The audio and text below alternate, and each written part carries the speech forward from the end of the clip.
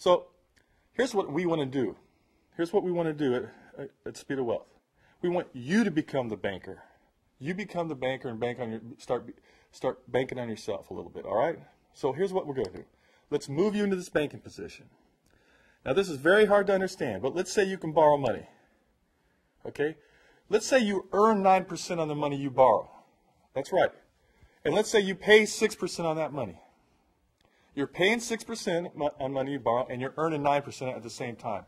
In other words, you're creating 3% arbitrage while money's sitting in your front pocket. Now, don't get ahead of me here. I know this is hard, because when you get done with this series, you're going to understand all this is going to come into place. So now you got money. It's sitting in your front pocket, earning 3%. Now, what do you do with it? Well, you don't let it just sit there. What you'll probably want to do is turn around and loan it back out and earn 12% or more on the money. You might want to buy cars. You might want to use it for college tuition, business equipment, all kinds of things. Secret number 2, get rich on small returns. Use arbitrage to your advantage. Again, what is arbitrage? It's nothing more than the spread of money. Now, I may be using arbitrage in the wrong context, or some people are arguing that's not true arbitrage, but let's call it arbitrage. It's a spread of money. If I'm borrowing at 6 and I'm receiving 9, that's arbitrage, all right? Banks make their money from arbitrage. You can become a banker and create your own arbitrage. Now let's define arbitrage. Arbitrage is the practice of taking advantage of a state of imbalance between 2 or more markets. A combination of matching deals are struck that capitalize upon the imbalance, the profit being the difference between the market prices. Okay? That's it. I know it's a little complex, but you got the simple version.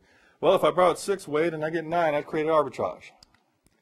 So here's a big question about arbitrage. How can I comfortably use arbitrage when there are investment risks and I'm using borrowed money? Well, profitable arbitrage does not require that you borrow money.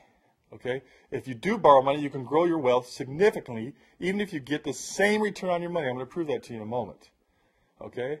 We'll show you exactly how and where to invest safely, protect your money. So we're not just here to educate you.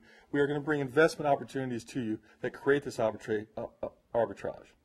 And keep in mind, I'm talking about safe, consistent places to invest your money that is collateralized by something real. All right. You must understand the difference between simple interest and tax-deferred compounding interest. This is something you should have been taught in junior high school. It's so simple, it's unbelievable. Every time you borrow money, you pay simple interest on it. Almost every time. Some of you probably did those picket payment loans or whatever. Almost every time you borrow money, you're paying simple interest. When you buy a car, even though it's an amortized loan, you're paying simple interest. If you borrow $100,000 on a house at 6%, you pay $6,000 a year. What do you pay the next year? $6,000. In other words, it's simple interest. It's not compounding. It remains the same. Even a 30-year amortized loan is simple interest. So please understand, when you borrow money, you're paying simple interest. Now, what am I suggesting? I'm suggesting it may make sense to borrow money at simple interest, walk it over, and invest it in an environment that compounds, either tax-free or tax-deferred. Now, there's only 5 places you can put that money that grows tax-free or grows compounded tax-free or tax-deferred. One is real estate. One is qualified retirement accounts, which would be your 401k, your work-sponsored account, or IRAs, which are individual retirement arrangements. You can put money in annuities, and I'm not a big fan of annuities. You can put it in tax-free bonds. You know how I feel about bonds. And you can put it in life insurance. That's it. They're pretty much your 5 places you can put it that your money will grow tax-deferred or tax-free and compound over time. So let's take a look at creating an arbitrage and this concept of simple interest versus tax-deferred or free compounded interest. Let's say you borrow $50,000. Doesn't matter where you borrow it. You borrow $50,000 at 6% simple interest. Okay? Then you walk it down to one of these tax-deferred and free compounding environments, one of these investments, and you reinvest it. And you receive 8% on your money. So you borrowed at 6% simple interest, you're reinvesting it, and it's compounding at 8%. We've created 2% arbitrage. Let's see what happens. After 50 years, after paying back the $50,000 loan, paying yourself back every payment you made on that $50,000 loan, you're left with $403,786 of profit. Because that simple interest loan And when you reinvested it, it grew that much. That's free money. I want you to think very hard about that, because I'm sure you've never been taught that in school. You borrowed $50,000 at 6%, simple interest, reinvested it 8% in a compounding environment, 2% arbitrage. Okay, after paying back the loan and every single payment, you're still left with $403,786 of profit. It's pretty powerful. Secret number 3, the real money is made in what I call undertow investments. Okay, like I said earlier, what's more powerful, the ocean current or the undertow? And we already discovered it was the undertow. See, the undertow world is where rich people invest. One of the reasons I started Speed of Wealth is because for some reason these rich people don't want you investing in these investments.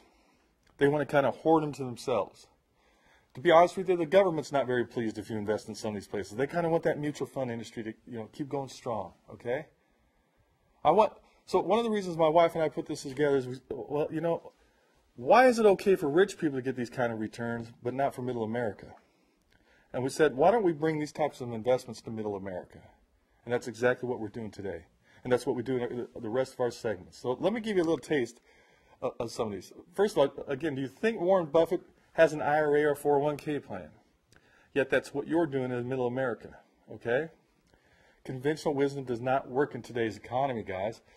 What we're being taught today is the same thing we were being taught 30 years ago. Do you think things might have changed? Of course they have. Are you on track? Have you checked out your number? What's the number? There's a book called The Number by Lee Eisenberg, and by the way, I recommend it highly. And you'll even see commercials by a lot of the top-notch insurance companies or things of that nature right now saying, do you know your number? Do you know your number? Have you met your number? The number is nothing more than this.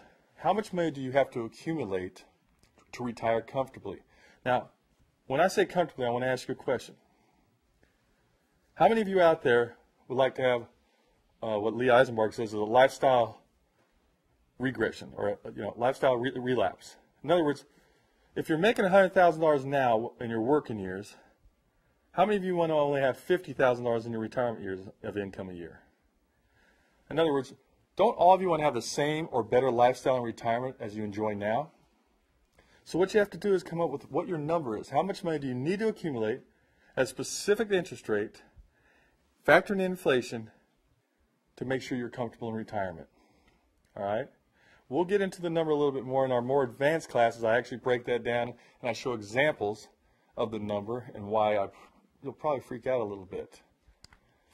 But let's look at the number. Is your number $500,000? You know, I read an article the other day. I think it was a survey by J.P. Morgan or someone. I can't remember. The average American thinks they can retire on $499,000. Folks, I don't know where you've been living. $499,000 doesn't go that far. But let's say that's what your number is. That's fine. If you believe that to be true, that's what it is. So is your number $500,000? Is it $1 million? Is it $2 million? Is it $6 million? All of us have a different number in our mind, but the reality of it is we have to figure out what that number is.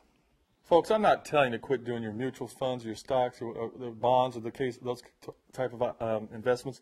But what you really need to do to build wealth is make money in real estate. You know, depending on who you read and what you listen to, what statistic you believe, it is said that between 70 and 78% of all self-made millionaires did it through real estate.